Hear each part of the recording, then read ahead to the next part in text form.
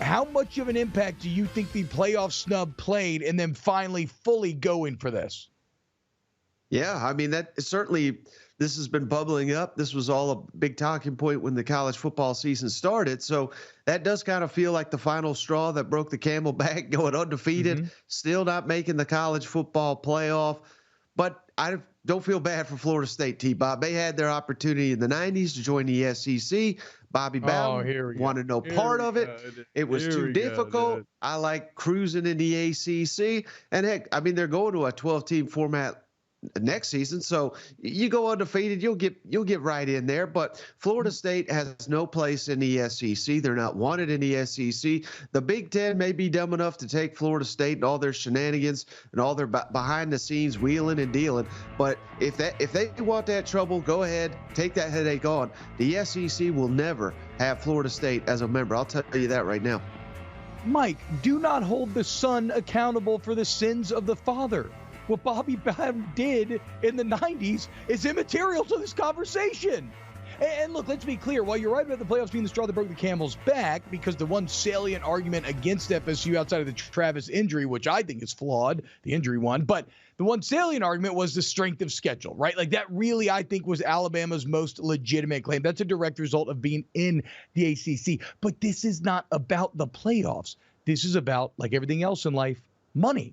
How is Florida State supposed to compete at the level that it desires to with all the other best teams in the country, the best teams in the SEC, the best teams in the Big Ten, when in a few years here, because of this bad ACC TV deal, they will be making nearly half of what their direct opponents are making?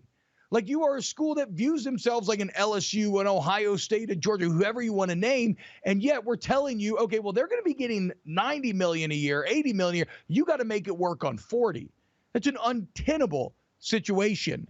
So you don't, and look, I get it. Like Florida State, if you ask, okay, which Uber conference do they fit best in? Big 12 makes no sense. That's a lateral move. So it's down to the Big 10 or the SEC. The SEC does not make sense from a TV angle necessarily, but it is a perfect fit geographically. So you think Florida State means more to the Big 10 is what you're telling me?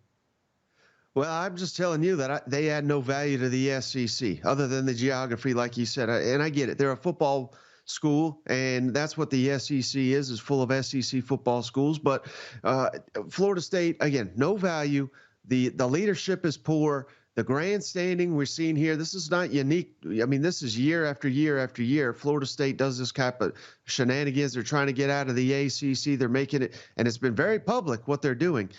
This will not add value to the SEC. Everything I'm hearing, T-Bob, the only school that the SEC truly covets is North Carolina. Yep. And they're not going to add just one of them because that's going to make an odd number. I think based on everything I'm hearing, T-Bob, I don't know that they have their heart set on another program, but it will be North Carolina, and it will likely be one of the Virginia schools or possibly NC State. I don't think it would be NC State, but I think it would more likely be Virginia Tech. But I don't know that they have that finalized. It will not be Florida State.